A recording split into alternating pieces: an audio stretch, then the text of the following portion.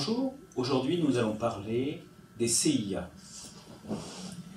Christine, lorsque je vois un défect par voie apicale au niveau du septum interoculaire, est-ce que c'est une CIA?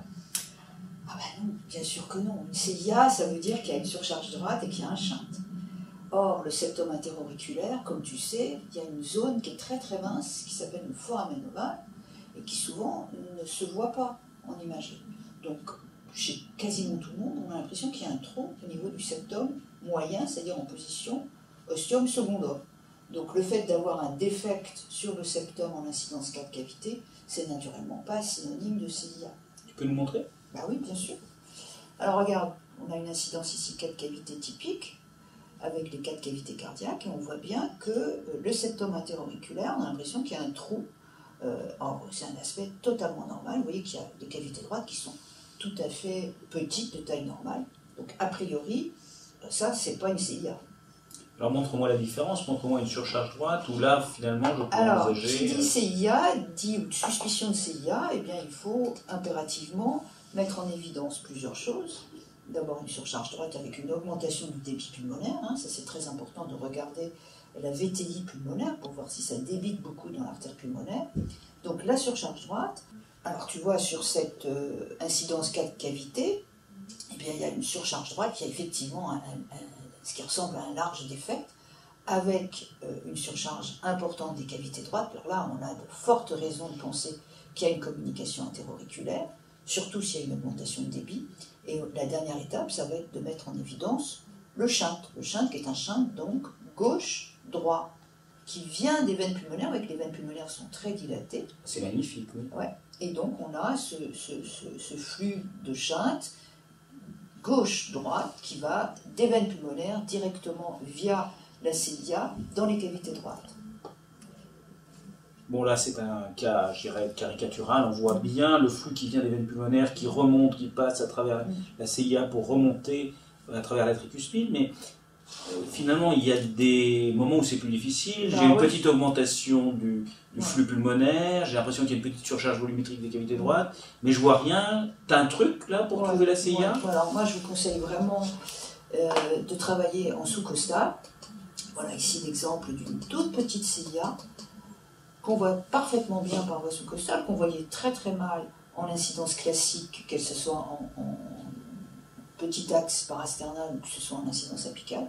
Et là, elle devient absolument évidente. Donc vraiment, apprenez à travailler en sous-costal, pour toutes les pathologies d'ailleurs. Mais là, en l'occurrence, c'est une belle démonstration d'une petite CIA qui avait été méconnue par voie parasternale et apicale. Finalement, une fois que le diagnostic de la CIA est fait, quels sont les éléments importants qu'il faut que je recherche par voie transthoracique pour envisager une fermeture par voie percutanée? Il faut d'abord définir l'anatomie de cette CIA. Est-ce que c'est une CIA ostium secundum? Je vous rappelle qu'il y a schématiquement 3 types de CIA, les plus classiques. Une CIA de type ostium secundum, est-ce qu'elle est unique d'ailleurs? Est-ce qu'elle est multiple? Est-ce qu'elle est associée à un anévrisme du septum interauriculaire? Toutes ces anomalies-là, il va falloir les préciser.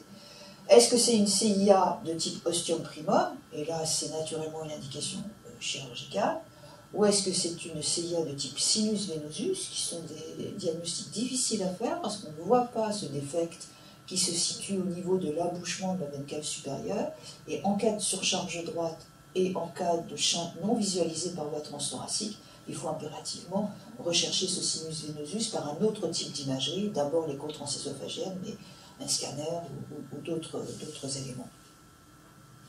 Donc pour répondre à ta question, plus largement, seuls les ostiums secundum sont accessibles à une fermeture percutanée, et quand on a ce type de CIA, il faut naturellement faire une échographie transésophagienne, en particulier pour vérifier la présence du septum postérieur, pour pouvoir amarrer de façon stable la prothèse. Autant si on n'a pas de septum antérieur, on peut parfaitement se coller sur la horte, mais au niveau du septum postérieur, si on n'a pas de rebord, on ne peut pas accrocher la prothèse, ou si la CIA est trop importante, et à ce moment-là, il est du recours de la chirurgie. Finalement, tu peux nous expliquer, sommairement, comment on ferme une CIA? Oui, bien sûr, vous allez suivre un petit peu toutes les images qu'on a collectées et qui vont vous montrer la séquence, la procédure. On va calibrer avec un ballon, tout d'abord, la largeur de la CIA. Ensuite, on va mettre en place la prothèse, qui n'est pas toujours très simple, c'est-à-dire l'ombrelle gauche, puis l'ombrelle droite. On va vérifier que cette prothèse tient bien par une manœuvre qu'on appelle le Minnesota Wiggle, c'est-à-dire qu'on tire dessus pour voir si elle est bien amarrée. On vérifie qu'il n'y a pas de chaîne résiduelle et on largue la prothèse qui reprend sa place sans chaîne qu'on va vérifier en écho transésophagienne. La procédure se fait sous échographie transésophagienne. Et donc vous avez une image là assez belle d'une prothèse qui est en place en échographie transésophagienne tridimensionnelle. Image exceptionnelle qui date déjà de 2009. Bah oui. Une jolie soupière. Ouais. Une soucoupe volante. Soucoupe volante. Vous verrez par ailleurs, parmi tous ces exemples, une CIA de type ostium primum avec fente mitrale. Et sinus venosus. Et sinus venosus. Mais par voie transœsophagienne. Ah bah oui. Ne les recherchez pas par voie transthoracique. Vous aurez du mal à les trouver.